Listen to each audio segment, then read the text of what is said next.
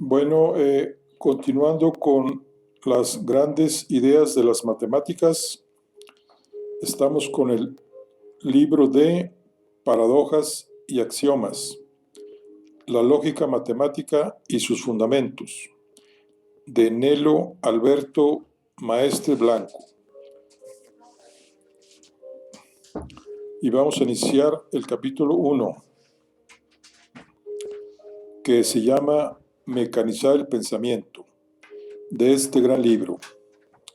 Iniciamos.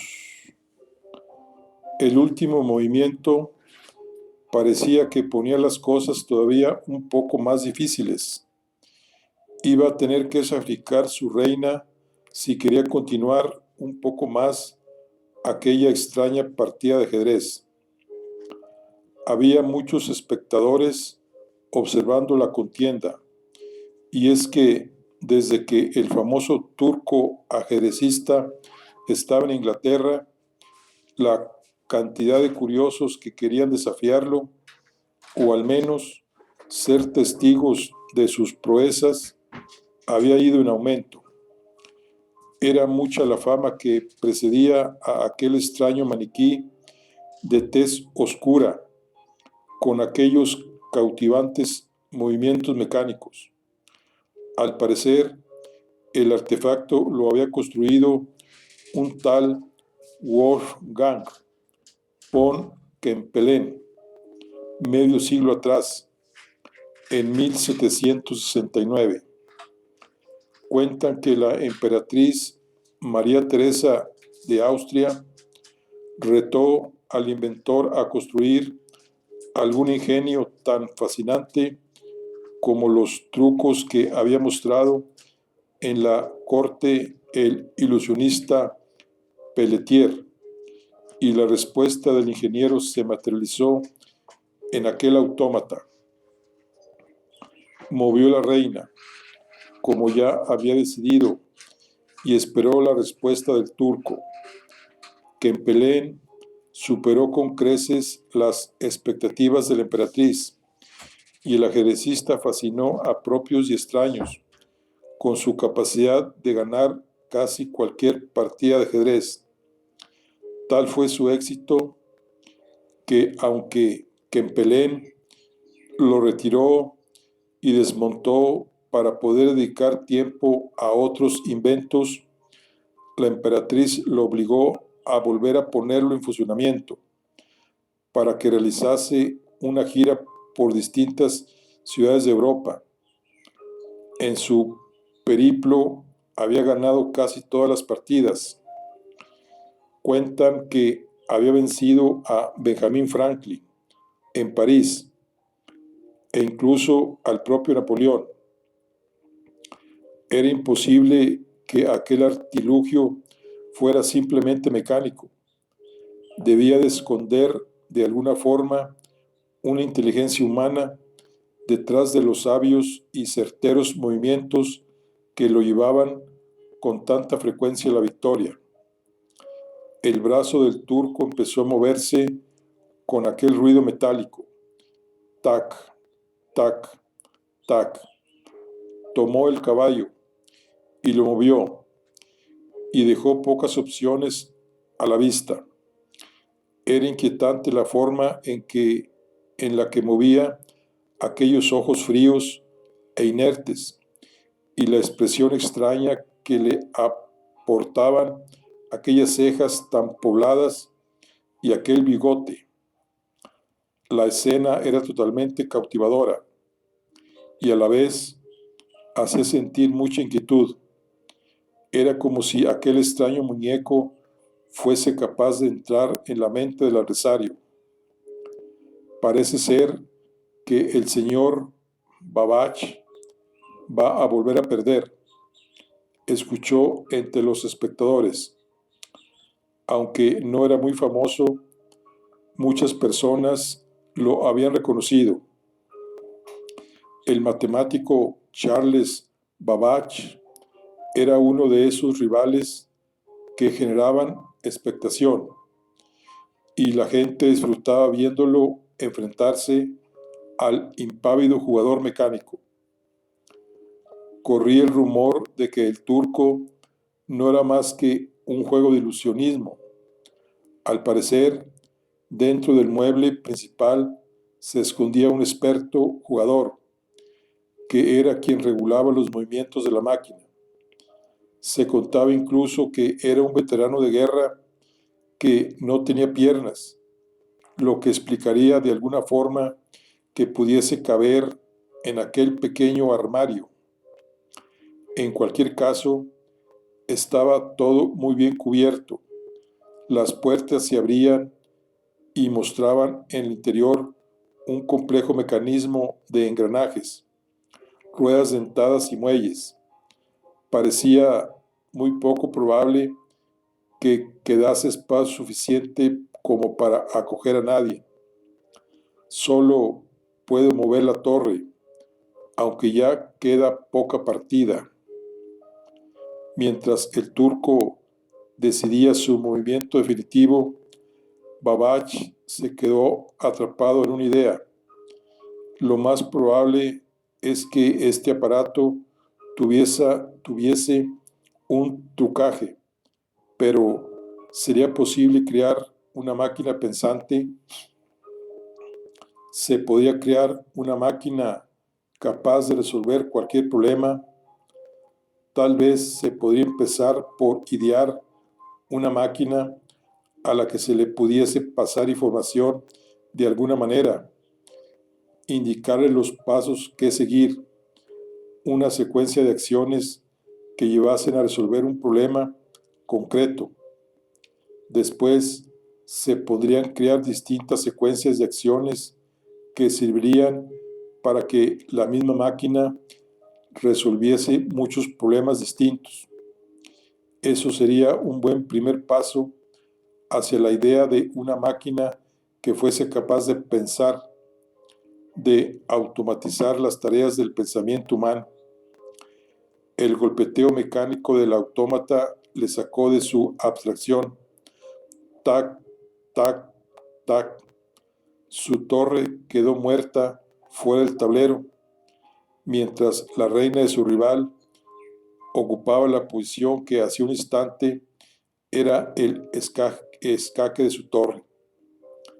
El turco movió la cabeza en un gesto de afirmación 3 veces y ya sabía lo que eso significaba. Jaque mate. Automatizando el pensamiento, cuentan que el padre de la computación, Charles Babbage, 1781-1861, se enfrentó 2 veces al famoso turco ajedrecista en torno al año 1820 y perdió en ambas ocasiones. Estas fueron 2 victorias más de las muchas que sumó el autómata, pero más allá de si tenía un trucaje o no, el invento de Kempelen 1734-1804 parecía pretender dar respuesta a una pregunta que muchos matemáticos y eruditos llevaban haciéndose mucho tiempo. ¿Se pueden automatizar los pensamientos humanos? En este capítulo vamos a seguir los primeros movimientos que la razón ha jugado para ganar la partida al mito y veremos cómo empiezan a aparecer las primeras respuestas a las preguntas que formulamos al inicio de estas páginas. Las piezas blancas representarán al ejército de la razón, que jugará una dura contienda contra el batallón de negras, que representará los mitos y nuestros pensamientos mágicos, imperante hasta la aparición de la ciencia. Pero no te despistes, porque a menudo utilizaremos las piezas y las reglas para realizar otras analogías que te permitan entender algunos conceptos matemáticos abstractos. Bueno, aquí aparece la fotografía de Charles Babbage, el matemático en frac. Bueno, este será un viaje largo y tortuoso, en el que tendremos que pasar por la definición de muchos conceptos, difíciles de definir y de aislar. En el capítulo anterior ya hablamos un poco del concepto de demostración como una secuencia de pasos lógicos que nos llevan de unos axiomas hasta un resultado final. De alguna forma tendremos que definir cada pieza del juego, su posición de partida, sus posibles movimientos y después ver si desde una posición intermedia podemos llegar al jaque mate. Nuestras piezas y reglas serán los axiomas y los procesos lógicos que se nos permite utilizar. Por ahora no vamos a enfrentarnos a nadie, sino a esculpir con detalle las reglas del juego de las matemáticas, como en su día se perfeccionaron las reglas del ajedrez para convertirlo en un juego popular en todo el mundo.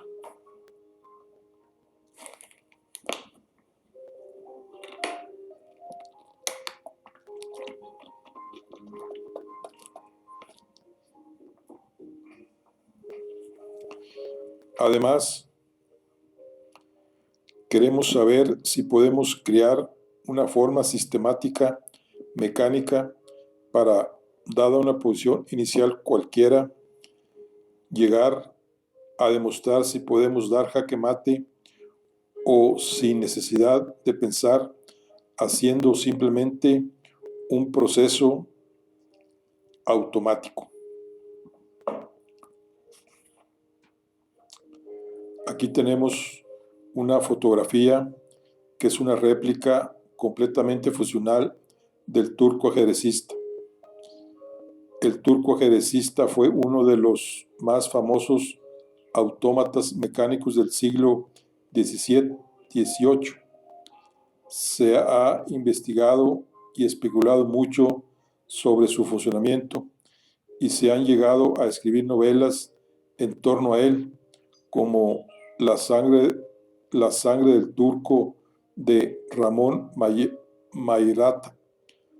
Actualmente, el mago americano John Gauhan posee una réplica completamente funcional del turco que se puede ver a menudo en encuentros ajedrecistas. Bueno, este viaje tiene que comenzar por el creador del juego.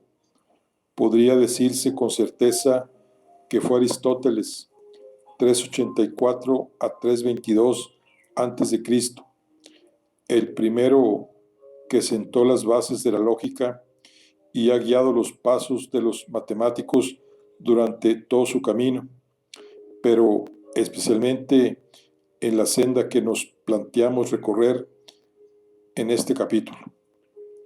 De alguna forma, él definió cómo se pueden mover las piezas.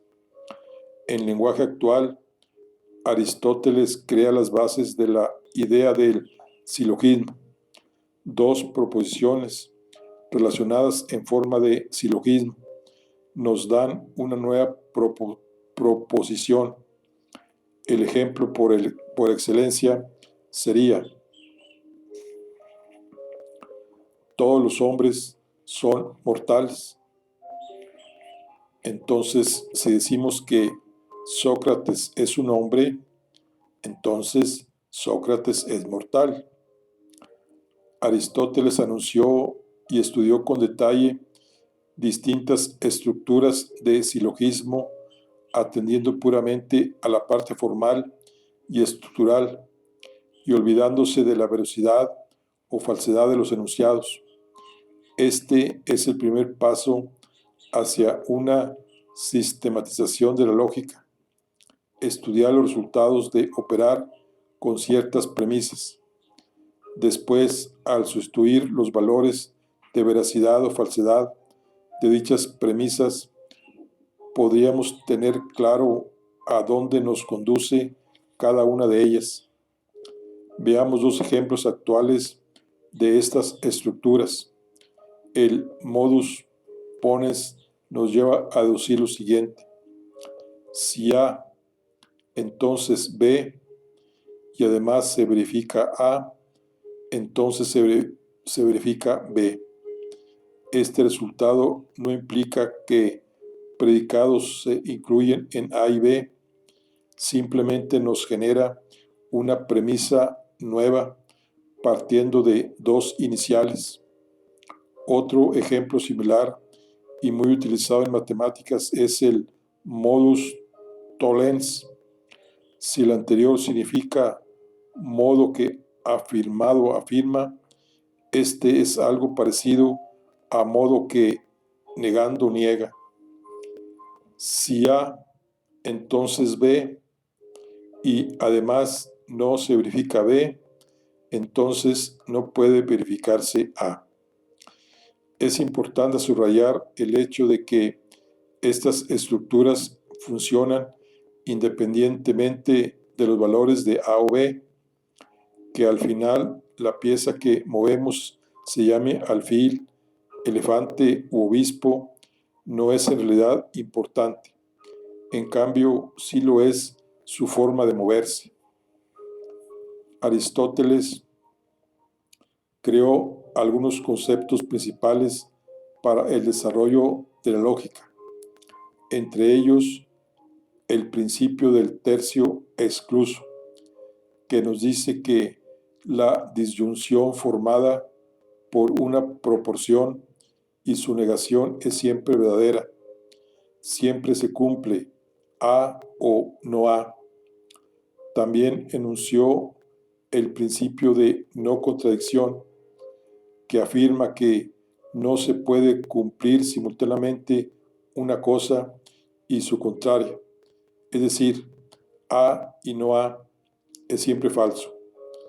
Si recuerdas, hace pocas líneas, cuando hablábamos de los números primos, demostramos que tenían que ser un conjunto infinito por reducción al absurdo, pues de una premisa A no se podía deducir una premisa B, y a la vez no contraria, no B. Por último, Aristóteles intentó definir el concepto de demostración científica, definiéndola como una serie de silogismos en los que tenemos que comprobar que las premisas son verdaderas. Para ello, se habrá de construir un escalar de peldaños deducidos de los anteriores a través de silogismos bien planteados, de forma que podamos alcanzar la altura que decidamos. Para demostrar que en una posición concreta puedo llegar al jaque mate, tengo que hacer una secuencia de movimientos que cumplan las reglas y me lleven al resultado final adecuado. Pero estas reglas de movimiento se aplican a unas piezas que ya están en el tablero cuando comenzamos la partida, por lo que, ¿qué piezas debemos utilizar? Durante la historia del ajedrez, en distintas culturas y países, estas piezas han sido diferentes o se han colocado de distinta manera, aunque sea un poco contradictorio. Aristóteles establece las reglas del juego, pero se decide cuáles serán las piezas iniciales un poco después. Podríamos decir que las piezas de la partida representan el conjunto de axiomas que elegimos para definir una parte de las matemáticas en concreto. En el caso de la geometría, como ya vimos en el capítulo anterior, Euclides definió un primer conjunto de axiomas, es decir, de piezas con las que se pueden jugar partidas interesantes. Sin embargo, más adelante, Otros matemáticos pensaron que podrían sustituir el quinto tipo de pieza que proponía Euclides por otras piezas distintas, con distintas posibilidades de movimiento, y también quedaban versiones del juego interesante que nos permitía llevar partidas hasta el final.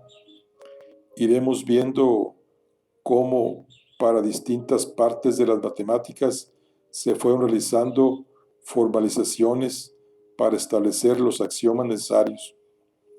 Antes de despedirnos de Aristóteles, convendría hacer referencia a otra idea que nos legó y que será importante en el avance de esta partida: su visión del infinito. Para él había dos formas de entender este concepto: el infinito en potencia. Se refería a algo que podríamos repetir sin llegar a un final, como la tarea global de escribir todos los números naturales. Yo podría empezar y cada persona que quisiera escribiría el siguiente número en la lista. Aunque pasasen cientos de miles de años, la cantidad escrita de números siempre sería finita, y por tanto nuestra colección de números es infinita solo como concepto, pues nunca llegarían a ponerse realmente por escrito los infinitos números. Por otro lado, podría ocurrir que un ser sobrenatural hubiese dejado ya todos esos infinitos números escritos, y por tanto eso representaría un infinito en acto. Pero claro, esto es algo imposible en la realidad, porque ¿cómo debería ser el papel que contuviera la colección infinita? Ese papel no cabría en ninguna parte. Sería una contradicción. Para Aristóteles era muy peligroso jugar con la idea de infinito en acto, pues era totalmente contraria a los sentidos. Por tanto, solo se debía trabajar en torno a la idea de algo que puede crecer o avanzar de manera constante y continuada, caminando hacia un infinito en potencia que en realidad nunca se llega a alcanzar. Como vimos en el capítulo anterior, esta idea del infinito como algo tenebroso se estableció en lo más profundo del pensamiento científico durante años y tendrá mucho protagonismo en nuestra historia.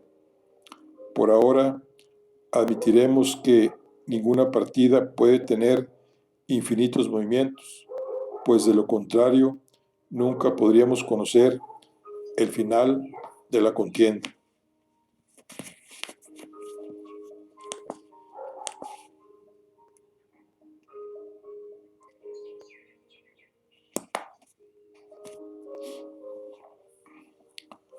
La apertura, los primeros movimientos de los peones.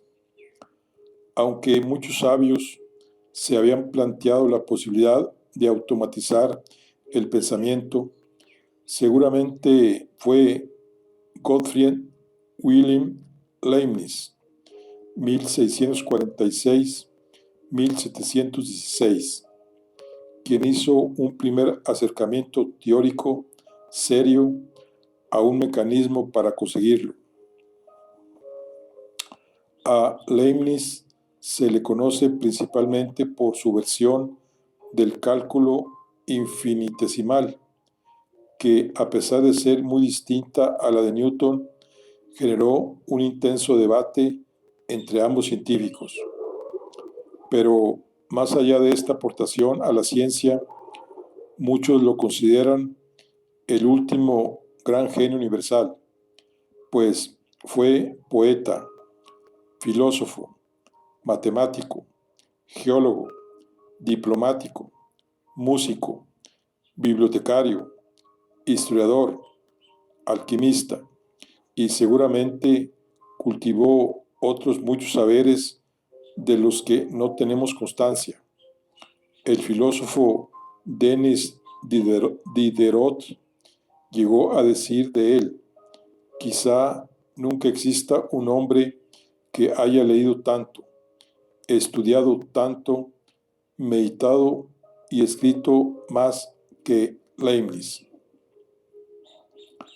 Muchos años después de su muerte, Louis Couturat, 1868-1914, editó los manuscritos inéditos que se habían encontrado entre los documentos de Leibniz. Esto sucedió en 1903, en un momento en el que, como veremos, nuestra partida se encontraba en la parte más emocionante. Es como si un extraño plan maestro hubiese querido que esta batalla empezase y terminase en el mismo escaque. Entre estos documentos aparecía la idea del calculus ratiocinator, un concepto controvertido que ha generado diversidad de opiniones para los estudiosos. Algunos interpretan que el objetivo de Leibniz era solo teórico y pretendía generar una serie de reglas que permitiesen convertir cualquier secuencia de razonamientos en números, transformando así los procesos de deducción en cálculos. Dicho de otra forma, pensar sería equivalente a realizar operaciones algebraicas. Fue, por tanto, la primera vez que aparecía la idea de un álgebra de la lógica, que se consolidaría más de un siglo más tarde, como ya veremos. La idea básica de Leibniz era disponer de una colección de conceptos primitivos, independientes del idioma, y asignar a cada uno un número primo. Se debía crear un gran compendio que asociase cada concepto a cada número, y se dice que Leibniz llegó a redactar la introducción de esta obra. Si tuviésemos, por ejemplo, que ajedrez es el número 3 y jugar el número 5, una partida de ajedrez sería 3 por 5, igual a 15. De esta forma, cualquier filósofo al que le hablasen del concepto 15 solo tendría que factorizar dicho número, ir a su diccionario de conceptos y descubrir el significado claro y unívoco de esta proposición. Así, en palabras de Leibniz, si surgieran conflictos, dos filósofos no discutirían más que dos contables. Bastaría con que cogieran papel y lápiz, se sentaran y se dijeran el uno al otro: calculemos. Hace unas líneas afirmamos que había opiniones enfrentadas en cuanto a la idea que Leibniz tenía sobre el calculus ratiocinator.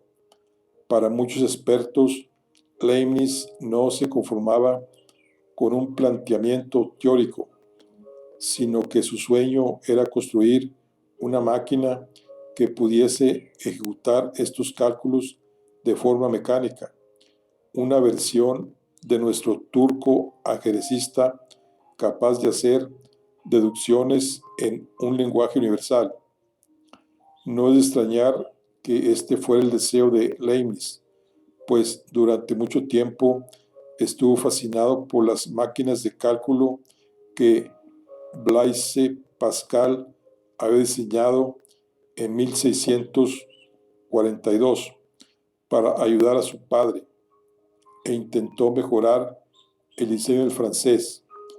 Finalmente, después de varios intentos, A mediados de la década de 1670, Leibniz había conseguido una máquina que realizaba las 4 operaciones básicas sin problemas. Bueno, aquí hay una fotografía de lo que es la famosa Pascalina, la primera calculadora de tipo mecánico, ideada por Blaise Pascal, que es una caja básicamente que tiene 6 engranajes. Es una caja, digamos, rectangular. Bueno, además se sabe que en sus inicios Leibniz se vio muy influenciado por el Ars Magna de Ramón Lull, 1232-1315, un polifacético intelectual que, después de una revelación mística, decidió retirarse a vivir en solitario, como un ermitaño, y escribir una obra en la que contase el método definitivo para convertir a los infieles al cristianismo, ya que las cruzadas no conseguían este objetivo. En su obra, Lull utilizaba un sistema de círculos concéntricos giratorios, con palabras escritas en torno a ellos. Al girar esos círculos, las palabras se combinaban de todas las formas posibles, dando así gran cantidad de argumentos para que se abandonase el Islam.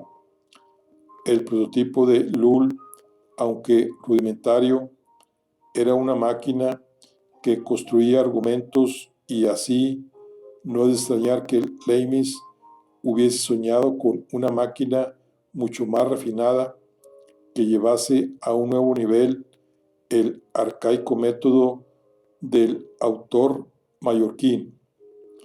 Quizá fue la mano de Román Lull la que desde su cueva en el monte de Randa, en su Mallorca natal, movió el primer peón y dio comienzo a esta contienda. Leibniz no pudo ver nunca realizado su sueño, el de una forma algebraica de pensar, pero de alguna manera hizo la primera maniobra ofensiva para que el ejército de las piezas blancas de la razón conquistase a las piezas oscuras de lo desconocido. Quizá no hizo avanzar mucho a las tropas, pero nos dejó el sueño de que esta partida se podría ganar.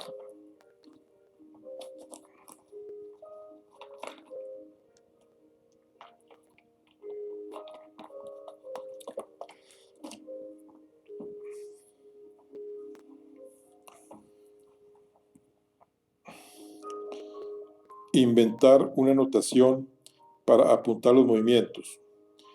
El siguiente personaje que merece un sitio en nuestro tablero es Jorge Bolle. Bueno, George Boll, 1815-1864. Su historia es un auténtico episodio de superación, y su aportación tiene un valor incalculable en nuestra trama.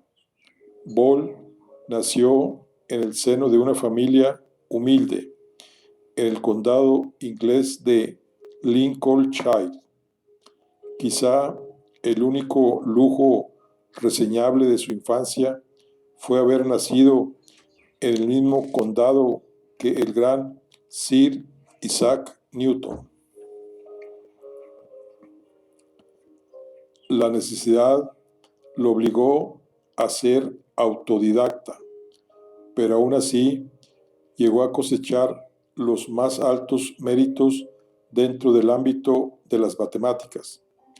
Tal era su potencial que, sin llegar a obtener nunca un diploma universitario de matemáticas, consiguió en 1884 la Royal Medalla de la Royal Sociedad de Londres por uno de sus trabajos, y más tarde lograría incluso ser contratado como primer profesor de matemáticas en el Queen's College de la ciudad irlandesa de Cork. Bol es una pieza clave en este juego porque crea una nueva forma de manejar las leyes lógicas que Aristóteles había estudiado, una forma en la que todo razonamiento se convierte básicamente en operaciones matemáticas. Su descubrimiento se parece un poco al momento en que los jugadores de ajedrez se inventaron la notación a través de la cual pueden resumir una complicada partida en unas pocas líneas.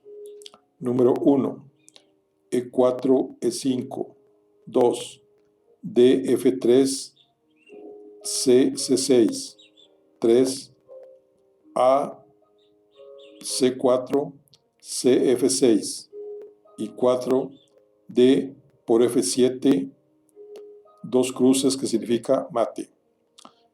Lo importante para nosotros no es entender la corta partida que acabamos de representar, sino darnos cuenta de que una buena notación es imprescindible para poder trabajar de una forma correcta en matemáticas.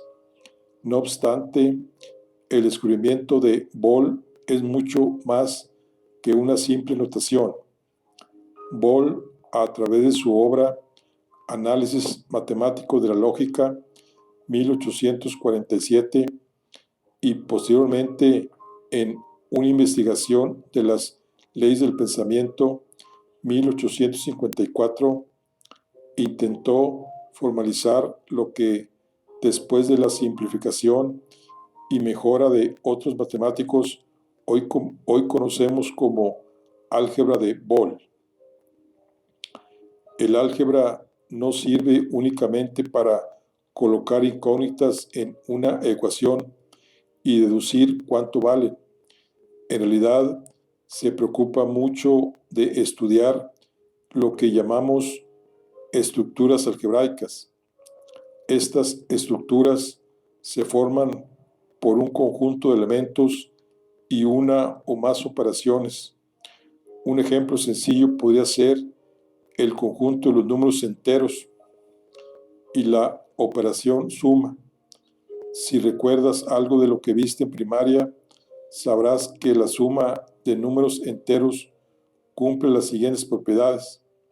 Primero, si sumo cualquier par de números enteros, me da un número entero positivo, negativo 0. Esto se resume diciendo que la operación es interna, porque operando elementos del conjunto, los resultados están dentro del conjunto. 2. Cumple la propiedad asociativa, es decir, A más B entre paréntesis más C es lo mismo que A más B más C entre paréntesis. 3. Existe un elemento neutro, en este caso el 0. Al sumar 0 a cualquier otro número, este no se modifica. Y 5. Cada elemento del conjunto tiene un elemento simétrico, de forma que al sumar los dos se obtiene el elemento neutro, en este caso el 0. Si tengo, por ejemplo, el 7, su elemento simétrico es el menos 7. Y de la misma forma el simétrico de menos 5 es el 5. Y siempre nos va a dar 0. Cuando un conjunto cualquiera y una operación cumplen estas propiedades, decimos que algebraicamente tiene estructura de grupo. En realidad hay muchos grupos y no todos tienen que ver con números. Por ejemplo, el conjunto de los posibles giros que le puedo aplicar a un cubo de Rubik y la operación seguido de que nos sirve para aplicar una secuencia concreta de giros, también forman un grupo. Fíjate en el detalle de que no hemos recurrido nunca a la propiedad de que la operación sea también conmutativa. En este caso, el grupo sería un grupo abeliano. En nuestros ejemplos, el caso de los enteros sería abeliano, pero el caso del cubo de Rubik no lo sería. Como ves, hay muchas posibles estructuras algebraicas y muchas más si añado una segunda operación, como podría ser la multiplicación. Con dos operaciones se puede ser cuerpo, anillo, dominio de integridad o álgebra de Boole, por ejemplo. Entender todo esto de forma aislada es demasiado complejo, así que vamos a tomarnos unas páginas para definir lo que hoy llamamos lógica proposicional e incluso un par de ideas de lo que se conoce como lógica de primer orden. La idea básica es la que alumbra Boole, pero vamos a explicarla utilizando las notaciones y terminologías actuales para facilitar la comprensión. Quizá el paso fundamental que da Boole es entender que en su conjunto solo va a tener dos valores, el 0 y el 1.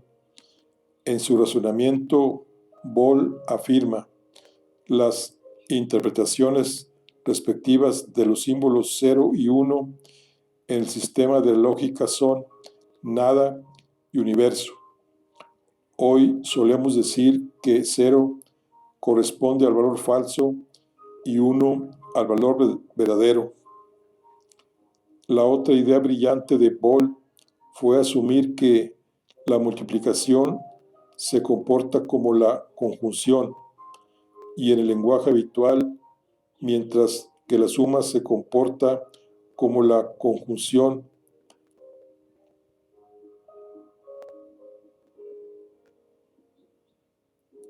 Cero. Aquí hay que tener en cuenta que el lenguaje muy a menudo es ambiguo y una de las principales búsquedas de todos los jugadores de nuestra partida es evitar la ambigüedad del lenguaje hablado para disponer de un lenguaje puro y matemático que no permita dobles interpretaciones. Imaginemos que somos simples gatos booleanos. Vamos a evaluar un par de premisas. Inciso A, mi comedero está vacío. Inciso B, mi humano está en la casa. Recordemos que las respuestas son 1 para verdadero y 0 para falso. Si ahora quiero saber si se cumple A y B, lo que Boole planteó es que se haga una multiplicación de A por B. Esto nos dará 0 siempre que una de las dos sea falsa y nos dará 1 solamente cuando las dos premisas sean verdaderas. Los gatos booleanos además saben que cuando A por B es igual a 1, toca empezar a maullar lo más fuerte posible para que vuelva a disponer de comida en el comedero.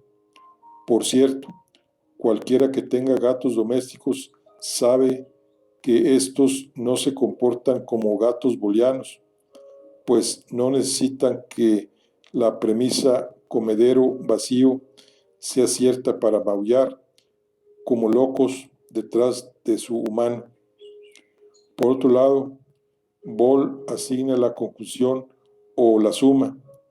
Para poder definir esta operación y que sea interna, es decir, que 1 más 1 no sea 2, Boole incluyó un axioma en su definición. En el álgebra de Boole se cumplirá que x más x es igual a x. En el capítulo anterior ya introdujimos que después de Euclides los axiomas no tienen que ser verdades evidentes, sino verdades convenientes. Boole necesitaba este axioma para construir su lógica y simplemente lo establece como norma. Volviendo a nuestros gatitos booleanos, podríamos tener ahora las siguientes premisas. Inciso A, mi comedero está vacío. Inciso B, me apetece maullar. De forma análoga al caso anterior, nuestro gatito booleano maullará si A más B es igual a 1. Por tanto, cierto que es lo mismo que decir que A o B se cumplen. Con que una de las dos sea 1, la suma será 1. Si las dos son 1, la suma de 1 más 1 es igual a 1 por el axioma antes referido del álgebra de Boole. Es importante hacer énfasis en que el o que estamos utilizando no es excluyente, es decir, no te hace elegir una opción o la otra, pues aunque se cumplan las dos, el resultado será verdadero. Si nuestro gato tiene ganas de maullar, si su comedero está vacío, o incluso si se cumplen ambas, maullará. Esto se parece más al comportamiento de las dos meninas que pululan a mi alrededor mientras escribo todo esto.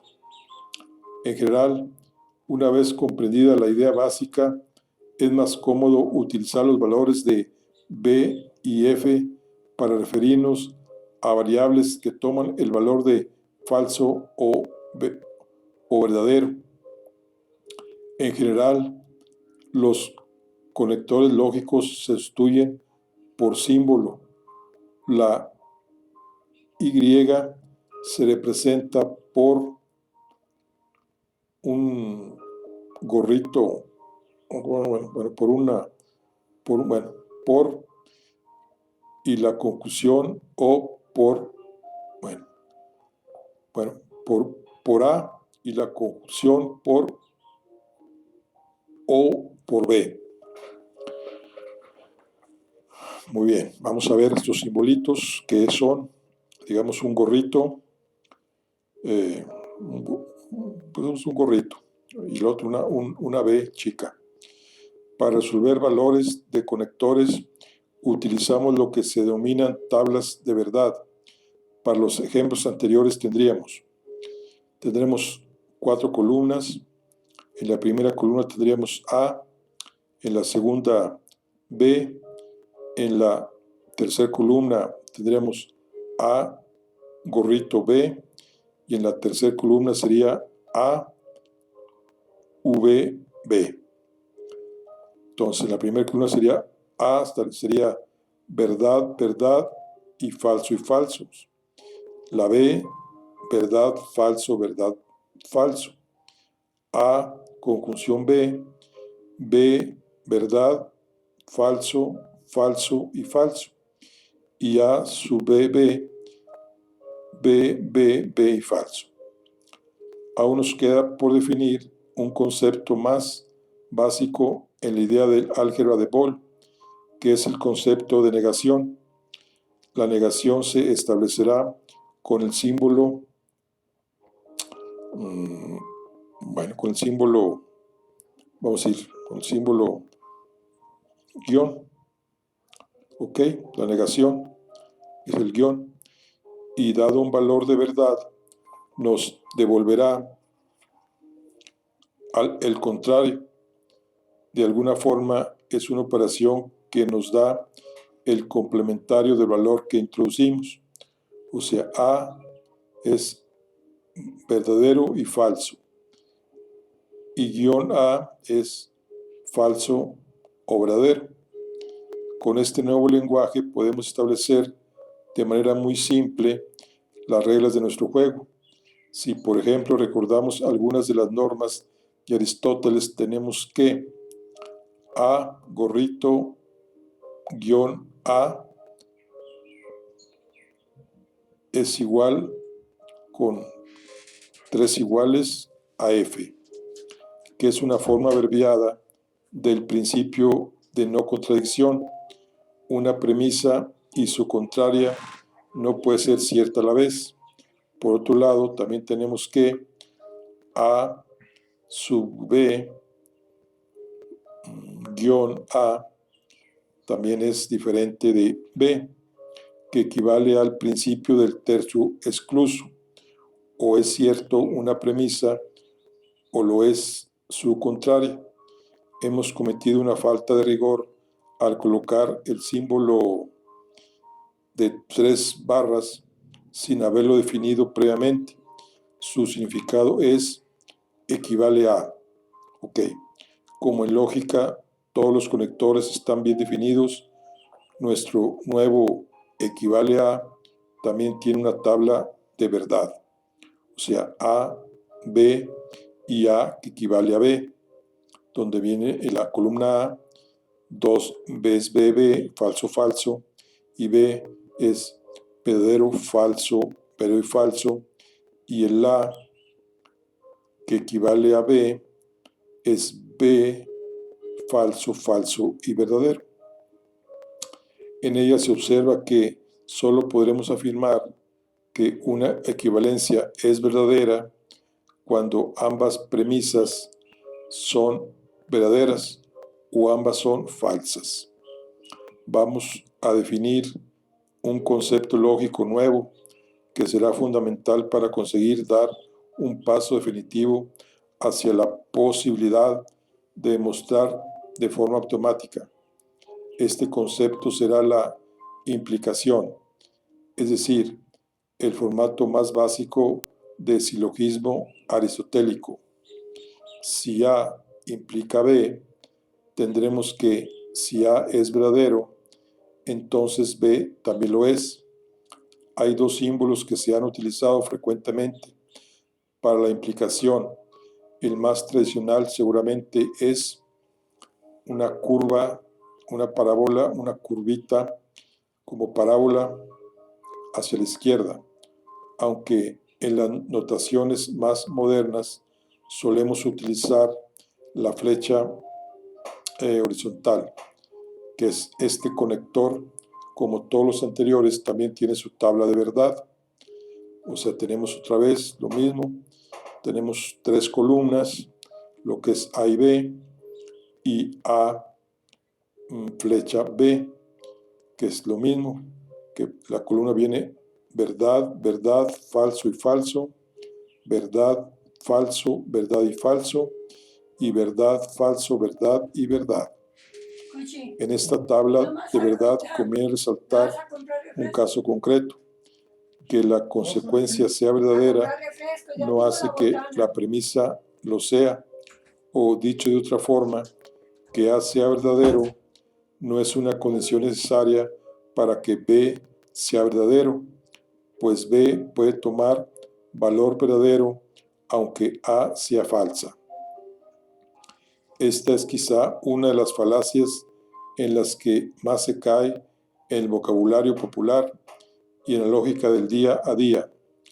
Retomando los gatos booleanos, cuando mis gatas no tienen comida, maullan. Sin embargo, a veces maullan, y no es porque tengan el comedor vacío, sino por cualquier otro motivo. Otra cosa importante que se debe resaltar de la tabla de verdad del conector implica es el hecho de que si la premisa A es falsa, puede implicar cualquier cosa, tanto la veracidad como la falsedad de la premisa B. Esto es algo que ya habían observado los logicistas más antiguos y lo habían sintetizado en la frase de una contradicción se sigue cualquier cosa. Con este nuevo conector lógico podemos ver que de hecho el modus tollens de Aristóteles es poco menos que una negación del modus ponens, o sea, árbol, flecha, B. Aquí, perdón, A, flecha, B. Aquí, que significa, que es como que dice A, conector B, viene lo que es que A conector B equivale a, y viene guión B, otra vez el conector guión A. Esta ley lógica se aplica con mucha frecuencia en los procesos de demostración. También podríamos definir con nuestro nuevo lenguaje el método de reducción al absurdo que utilizamos en el capítulo anterior para demostrar que hay una cantidad infinita de números primos. Quedaría expresado de la siguiente manera: A conector B, triple barras, se abre una paréntesis rectangular y un paréntesis A gorrito barra B, se cierra, conector con C gorrito barra C. Traducido al lenguaje cotidiano sería algo así: decir que la premisa A, he tomado todos los números primos, implica B, el conjunto que he tomado es infinito. Es equivalente a decir que de considerar que se cumple tanto A como la negación de B, el conjunto que he tomado no es infinito. Se obtiene como consecuencia que se cumplirá una nueva premisa, o sea, la C. Hay un número n que es primo, y la negación de C, el mismo número n, no es primo. En este ejemplo particular, queda patente que el lenguaje cotidiano es demasiado ambiguo y por lo tanto es muy complicado expresar claramente y sin imprecisiones las jugadas que estamos llevando a cabo en nuestra partida. El lenguaje inventado por Boole es mucho más conciso y deja fuera las ambigüedades. Es normal que al principio nos cueste mucho manejar este lenguaje, pero su aplicación es un avance enorme, porque además se podrían evaluar expresiones lógicas de forma completamente automática.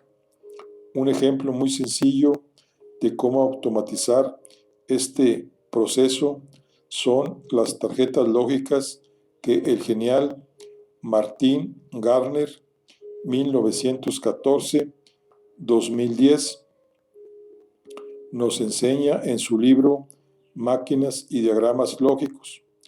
Al igual que el lenguaje del ajedrez, los símbolos son más difíciles de entender a primera vista por un humano, pero es un código más fácil de transmitir a una máquina.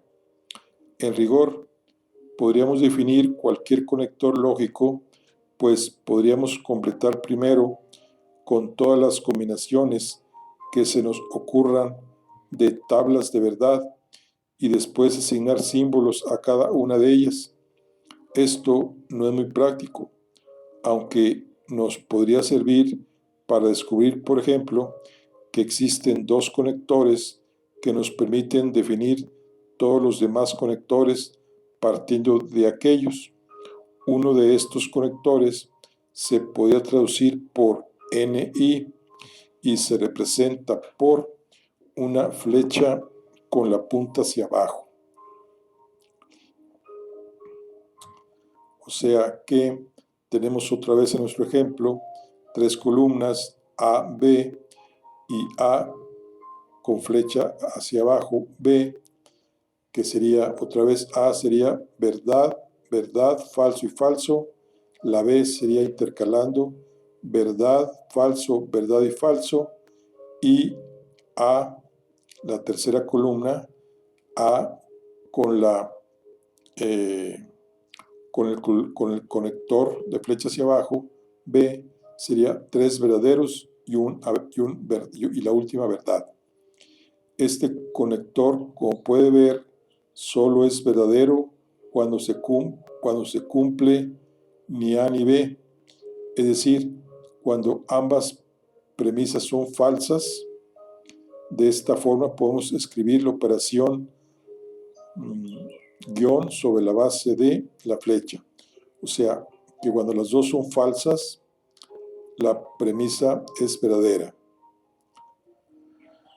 Bueno, y luego el conector V sub B es equivalente a negar el resultado de A, flecha hacia abajo B.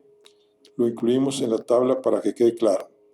Por tanto, combinando esto con las ideas anteriores, podemos expresar mediante el uso repetido de la flecha hacia abajo el mismo efecto que produce el conector D sub B. ¿Ok? Entonces aquí está, otra vez tenemos aquí ya tenemos que A, la columna B, A, la flecha hacia abajo B, A, el sub B y B, y el A, flecha hacia abajo B, flecha hacia abajo otra vez y otra vez A con flecha hacia abajo B. De forma similar, el conector gorrito se puede expresar mediante el uso repetido de la flecha hacia abajo y la aplicación de una de las leyes de Morgan, nombrado en honor de Augustus de Morgan, 1806-1871, un matemático contemporáneo de Boole y gran defensor de su trabajo. Una de estas leyes afirma que la negación de la conjunción es equivalente a la disyunción de las negaciones. En el lenguaje simbólico quedaría así: guión, paréntesis, A, gorrito B, 3 líneas, paréntesis, menos A, gorrito invertido, guión B. O sea, son anotaciones. Veamos una serie de pasos como podemos traducirlo para utilizar solo el conector. Y aquí vienen unas figuras que se pueden expresar. Dice, esto puede parecer el típico puzzle que tanto nos gusta a los matemáticos y sin duda en parte también lo es.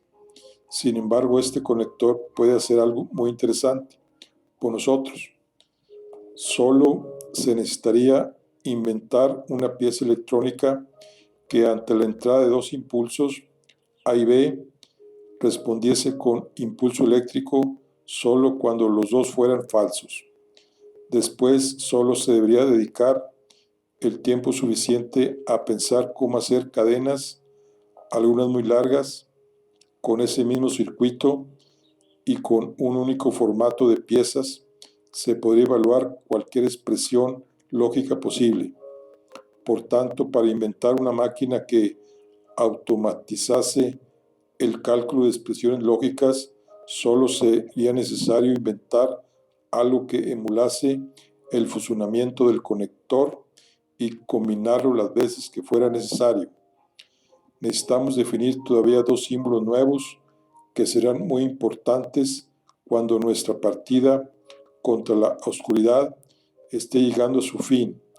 Estos dos símbolos inauguran una nueva versión de la lógica, pues al incluirlos pensamos de lo que se conoce como lógica proposicional a la lógica de primer orden. Estos dos nuevos símbolos son la A invertida y la E invertida. El símbolo A significará invertida, significará para todo, mientras que el símbolo E invertido significa existe algún. Vamos a recuperar nuestros gatitos poleando para expresar algunas fórmulas con nuestros nuevos conceptos, a los que generalmente se les denomina cuantificadores. Hemos incluido ahora estos conceptos porque parece que tiene sentido explicar estas cuestiones lógicas agrupadas. Sin embargo, hay que señalar que el uso de los cuantificadores no está presente en la obra de Boole, sino que se detalla por primera vez años después en las obras de Gottlob Frege, del que hablaremos más adelante. Supongamos que G es una variable que sirve para designar alguno de los gatos que viven en mi casa, y H es otra variable que sirve para referirnos a alguno de los humanos que pasa por mi casa. Los gatos con respecto a los humanos pueden hacer dos cosas: esconderse, que lo indicaremos con E, o jugar con ellos, que lo apuntaremos con J. Veamos cómo se traduciría al lenguaje lógico las siguientes frases. Es importante resaltar que algunas contradicen a otras, por lo que no se podrán verificar todas simultáneamente. Una de mis gatas juega con todo el que viene a casa. Y viene aquí. E invertida, G, A invertida, H, paréntesis, G, J y H. Y luego, o sea que si decimos aquí,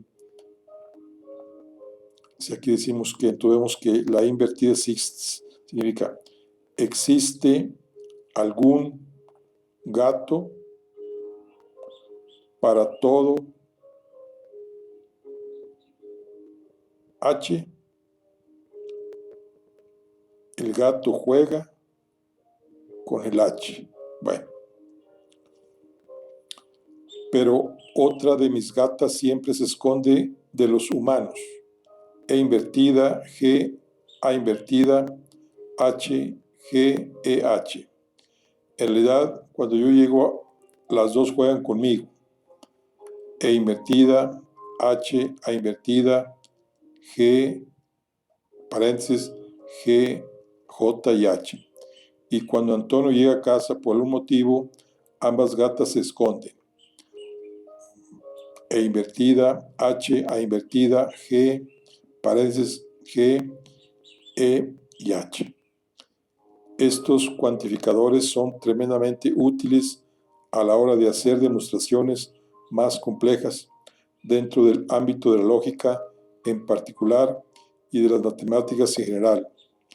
Nos hemos detenido durante quizá demasiadas líneas para concretar algunas ideas importantes sobre la nomenclatura de la lógica, pero considerábamos importante establecer estas definiciones para poder entender el gran avance que supuso el enfoque de Boole, gracias a quien se consiguió un lenguaje ausente de ambigüedad que nos permitiera analizar expresiones y calcular tablas de verdad de una forma totalmente sistemática.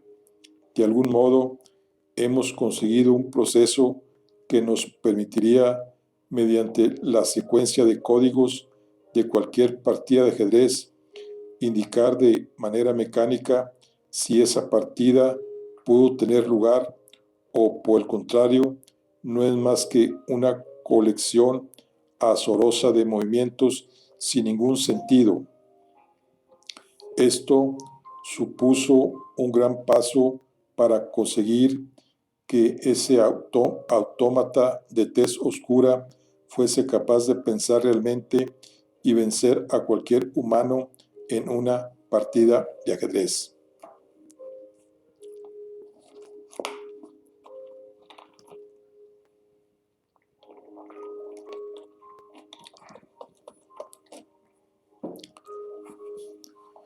Bueno, después de haber visto más o menos los procedimientos lógicos del sistema de lenguaje para las máquinas, vamos a continuar con nuestro relato.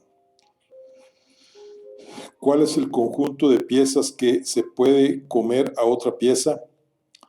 La solución a esta pregunta parece trivial. Cualquier pieza situada en la posición adecuada podría comerse a otra pieza. Sin embargo, hay una expresión: cualquier pieza del rival se puede comer el alfil de blancas, excepto el alfil de negras. Si no conoces las reglas básicas del ajedrez, te diré que los alfiles se mueven la cantidad de pasos que quieran en diagonal. Por tanto, nunca pueden acabar en un escaque de un color distinto a aquel en el que comenzaron la partida. A pesar de que esté insistiendo continuamente en el juego de ajedrez, he de confesar que no soy ningún experto. En realidad, ni siquiera está entre mis juegos favoritos, porque no depende en absoluto del azar. Sin embargo, esta falta de dependencia del azar lo hace idóneo como metáfora de lo que queremos construir, un camino sólido y seguro, que no está sujeto a la casualidad y que nos guíe de manera precisa a un objetivo. Pero tranquilo, lector, no utilizaré conceptos complicados del juego. Como has visto, parece adecuado que sepamos definir de forma correcta lo que es un conjunto y qué elementos pertenecen a él. El reglamento del juego de los conjuntos lo escribió y analizó en detalle para nosotros George Cantor, 1845-1918, quien realizará los siguientes movimientos de la partida. Estas reglas, las que explican cómo manejar conjuntos, se publicaron en 1883 bajo el título de Fundamentos para una teoría general de conjuntos. Con este libro, Cantor pretendió solucionar un problema al que se estaba enfrentando. Al estudiar ciertas funciones periódicas, le aparecían discontinuidades. Estas discontinuidades se podían estudiar bien si se las consideraba como un conjunto infinito de casos, pero si recuerdas, los conjuntos infinitos en acto eran un tema tabú desde tiempos de Aristóteles. Tanto es así que el propio Cantor dudó durante más de 10 años si publicar su idea, que era contraria a lo que se llevaba aceptando desde hacía 2 milenios. De hecho, la monografía anteriormente citada, que tenía como subtítulo Una investigación matemática filosófica sobre el infinito, comenzaba casi con una disculpa. Cantor pedía perdón por utilizar la idea de infinito, pero era la única forma que le permitía continuar su teoría. La propuesta de Cantor también daba respuesta a otra pregunta.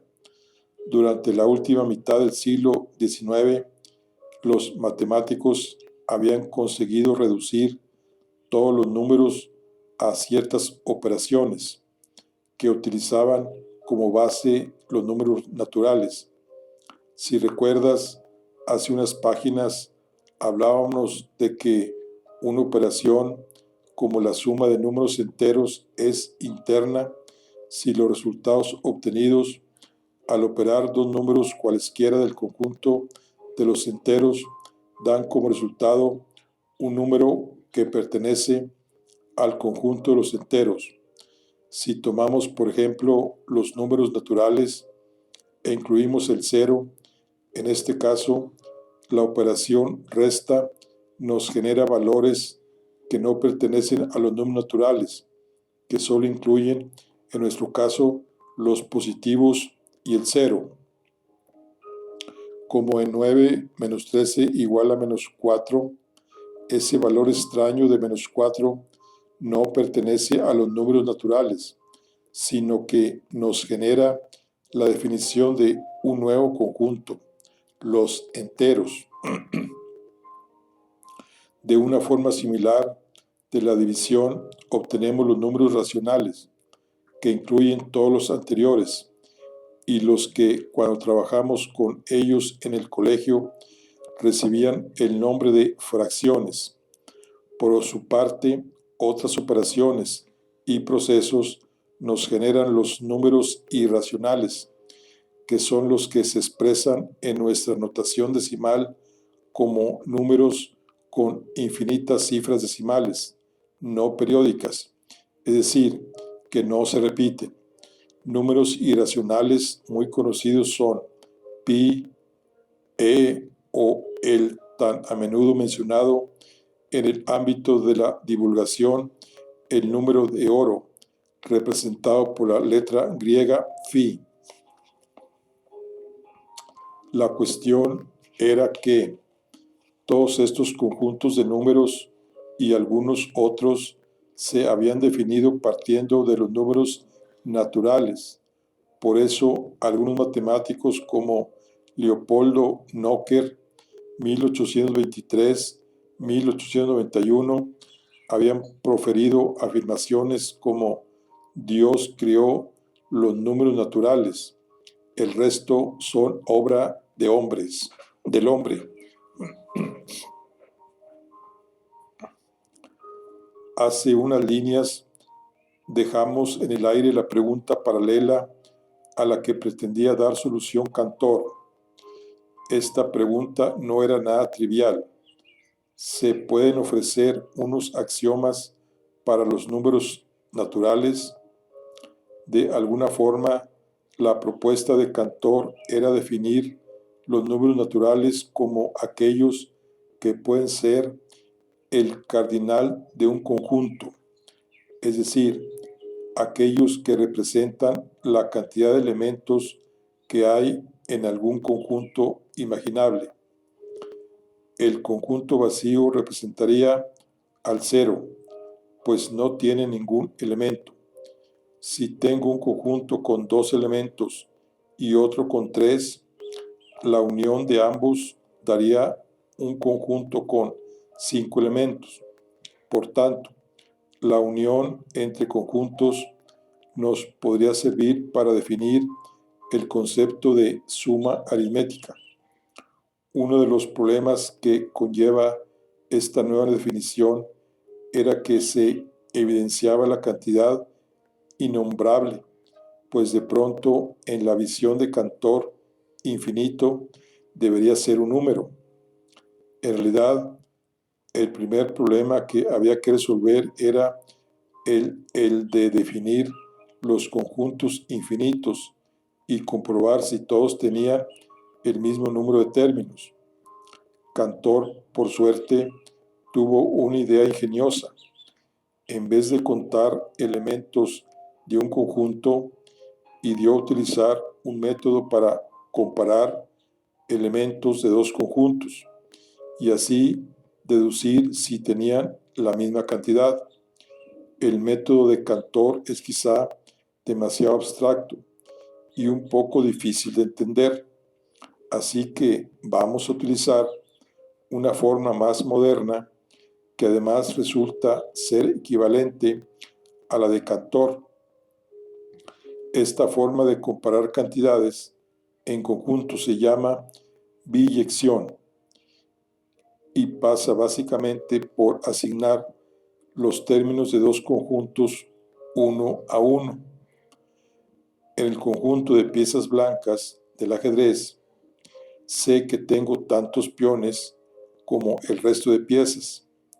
No necesito contarlas, pues tan solo tengo que emparejar un peón con una pieza que no sea un peón y veré que todas las piezas quedan emparejadas. Otro ejemplo de biyección podría establecerse entre las camisetas de un equipo de fútbol y sus jugadores. Si al asignar no sobran camisas y no quedó ningún jugador sin camiseta, sin necesidad de contar, sé que tengo tantos jugadores como camisetas. De esta manera, Cantor descubre una forma un tanto paradójica de definir los conjuntos infinitos. Son aquellos en los que se puede establecer una biyección del conjunto total en un subconjunto del total. Pongamos un ejemplo sobre el que ya había reparado Galilei, 1564-1642, pero traducido a un lenguaje más actual. Vamos a hacer un super equipo de rugby, el equipo de los cuadrados perfectos, que va a ser demoledor porque están todos cuadrados y son perfectos. A cada uno le voy a dar una camiseta para jugar. Al 1 le doy la 1, al 4 le doy la 2, puesto que 2 al cuadrado es igual a 4. Al 9 le doy el 3, por el mismo razonamiento. Al 25 el 5, al 36 el 6. De esta forma, todos los cuadrados tienen camisetas. Además, he traído una caja con camisetas con todos los números naturales y las he repartido todas, por lo que cada camiseta se le ha puesto a algún jugador. Entonces, el conjunto de los números naturales n tiene la misma cantidad de elementos que el conjunto de los números que son cuadrados perfectos. Sin embargo, si hubiese dado a cada cuadrado perfecto la camiseta que equivale a él mismo, es decir, al 1 al 1, al 4 la 4 y al 9 la 9, estos tendrían camisetas y aún me quedarían infinitas camisetas en la caja. Un poco raro, ¿no te parece? Este concepto fue rompedor e hizo que toda la teoría de Cantor se tomase con recelo por parte de la comunidad matemática, especialmente por Leopoldo Nocker, que había sido maestro de Cantor y llegó a acusarlo de ser un corruptor de la juventud y a presionar para que los trabajos del conjuntista no se publicaran en las revistas especializadas. Pero Cantor aún iba a dar un paso más hacia el abismo prohibido del infinito. No solo había llevado a un peón hasta la fila final y lo había coronado rey, cosa del todo prohibida en las reglas del ajedrez, sino que además iba a cuestionar si todos los reyes eran igual de puros. Con las ideas de Cantor se puede demostrar con facilidad que la cantidad, es decir, el cardinal del conjunto de números pares de primos o cuadrados perfectos, es el mismo que el cardinal de los números de en n. En matemáticas solemos decir que todos esos conjuntos son numerables, son infinitos, pero de alguna manera les puedo asignar camisetas para hacer un equipo de rugby y numerarlos. Un conjunto se dice numerable si podemos establecer un etiquetado a los elementos que los ordena y garantiza que entre los dos números dados no hay ningún elemento más del conjunto. En realidad, también son numerables conjuntos más grandes que la n, como el conjunto de los números z, que son los números enteros, o el conjunto q, formado por los números racionales, aquellos que se pueden expresar mediante una fracción. Por lo tanto, la frase anterior es una contradicción, puesto que ni z ni q son más grandes que n, aunque n sea un subconjunto de ambos. Los tres conjuntos dichos tienen exactamente la misma cantidad de elementos. Una vez más, queda claro que hay que tener mucho cuidado con la ambigüedad del lenguaje y también con el concepto de infinito. Cabe destacar que en realidad Cantor no habló de los números enteros o los racionales en su trabajo de 1874. y como ya referimos antes, su enfoque no es exactamente la biyección, sino que en realidad es más bien la numerabilidad, dado que su planteamiento era ordenar los conjuntos que proponía en una sucesión de forma que cada uno ocupase una posición concreta en esa fila infinita. Como ya explicamos antes, a nivel matemático, ambos enfoques son equivalentes, pero el gran salto al vacío de Cantor consistió en demostrar que los números reales R no podían colocarse formando una sucesión, pues dada una colección en fila concreta, siempre se puede encontrar un número que no está incluido en la fila y por tanto el cardinal de n no esta vez sí, n es esta vez sí, o sea, por lo tanto el cardinal de n es esta vez sí un número más pequeño de elementos que el cardinal de R. Así las cosas, no solo existía un infinito en acto, sino incluso dos, uno mayor que el otro. No conforme con esto, Cantor se preguntó, ¿existirá entonces un conjunto cuyo cardinal sea mayor que el de n, pero menor que el de R? Esta difícil pregunta se llamó hipótesis del continuo y se tardó algunos años en responder, y la respuesta, como veremos más adelante, ni siquiera parece una respuesta. Como ya hemos comentado anteriormente, el estilo de juego de Cantor no gustó nada a sus contemporáneos. Su forma de plantear el ataque ponía demasiado nervioso a muchos matemáticos, y solo gracias al apoyo de algunas figuras como Frege o Hilbert consiguió que sus teorías se aceptasen, y finalmente Cantor pudo recibir, aún en vida, parte del reconocimiento que su nuevo enfoque del juego se merecía. Así, las piezas blancas de la razón dieron un paso más hacia la victoria, aunque poco a poco, dentro del seno de las matemáticas, las piezas negras del mito empezaban a tener partidarios que ponían su inteligencia al servicio de la oscuridad, intentando evitar que las nuevas ideas luminosas conquistasen el tablero.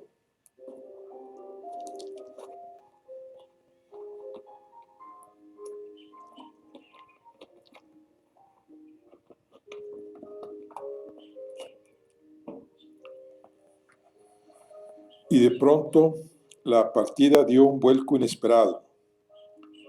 Gottlob Frege, 1848-1925, fue un matemático alemán capaz de entender el inmenso potencial de las ideas de Cantor desde el principio. Enseguida tuvo claro que la teoría de conjuntos era la respuesta a una fundamentación de la matemática adecuada. Solo hacía falta expresarla con auténtico rigor, con un trabajo mucho más meticuloso que el que había realizado Cantor y con una nomenclatura absolutamente exenta de ambigüedad. Gottlob se tomó tan en serio esta tarea que prácticamente dedicó toda su vida a ella y se convirtió en uno de los lógicos más importantes de la historia desde Aristóteles. El primer paso que había que dar, a su juicio, era conseguir ese lenguaje exacto, preciso y riguroso. Lo explicó a la comunidad matemática en su obra de 1879, Conceptografía. Su lenguaje estaba tremendamente apartado del lenguaje natural para huir de la ambigüedad, aunque tal vez fue demasiado lejos, y eso hizo que pocas personas fueran capaces de entender su nueva nomenclatura. Aún así, su importancia es enorme, pues gran parte de la lógica moderna se basa en sus trabajos. Como ya indicamos antes, fue él quien introdujo el concepto de cuantificadores, que es elemental para el tratamiento actual de la lógica matemática. Frege continuó con su ambicioso proyecto y en 1893 publicó el primer tomo de Fundamentos de la Aritmética, donde exponía con detalle y rigor toda la fundamentación de la aritmética, basada en la teoría de conjuntos de Cantor. En esta obra, para definir los conjuntos, Frege adoptó el axioma de comprensión, que afirma que existe cualquier conjunto de elementos definidos por una propiedad, como por ejemplo el conjunto de todos los números pares, de todas las piezas de un juego de ajedrez, de todos los gatitos booleanos del planeta. Esta definición parece bastante acertada, necesaria e inocente, pero como ya nos ha ocurrido anteriormente, la frase más simple, convertida en axioma, puede ocultar matices muy complicados, como el movimiento más inocente de una pieza puede ser el preludio de un ataque despiadado sobre el tablero. Resulta paradójico que la tremenda preocupación de Frege por encontrar el lenguaje de rigor absoluto dejase escapar ese detalle. Frege continuó trabajando durante muchos años en el segundo tomo de sus Fundamentos de la Aritmética, y mientras tanto, un por entonces joven Bertrand Russell, 1872-1970, comenzó a estudiar su obra Conceptografía y encontró que gran parte de las ideas que él mismo pensaba publicar ya las había elaborado Frege 20 años antes. Russell, también logista, buscaba, al igual que Frege, una fundamentación exacta de la aritmética que permitiese afianzar los cimientos de las matemáticas de forma definitiva. Y también, al igual que Frege, veía en la teoría de conjuntos de Cantor una herramienta definitiva. Con un poco de rigor, las piezas blancas de la razón tendrían acorralado al rey negro en la oscuridad, y esta partida se traduciría en una victoria más pronto que tarde. Sin embargo, lo que Russell descubrió fue todo lo contrario, pues había un gran agujero en la teoría de conjuntos que iba a ser muy difícil de remendar. De alguna manera, Russell, desde el ejército de blancas, se vio obligado a sacrificar a la reina, la pieza más poderosa, y dejar de nuevo que el ejército de la oscuridad tomase el control de la partida, lo que acabaría, como afirmaría su colega Whitehead, con las mañanas alegres y confiadas. Pero, ¿qué ocurrió? Bueno, esto lo vamos a ver en el capítulo 2 de nuestro libro. A ver qué fue lo que ocurrió. Aquí nada más para concluir aquí nada más como eh, para concluir nuestro capítulo 1, vamos nada más aquí a mencionar sobre unas tarjetas para evaluar preposiciones. Dice que en las máquinas y diagramas lógicos, el siempre sorprendente Martin Gardner describe un grupo de tarjetas que pueden utilizarse para resolver problemas sencillos de lógica proposicional. Dice que hay dos tipos de tarjetas o sea, la tarjeta base que muestra las combinaciones de tres variables A, B y C. Y además hay otro tipo de tarjetas perforadas de las que hay variantes que aparecen con agujeros, que estas tarjetas fueron utilizadas al principio en las computadoras. Bueno, aquí hay una explicación de estas tarjetas, pero aquí por lo pronto terminamos.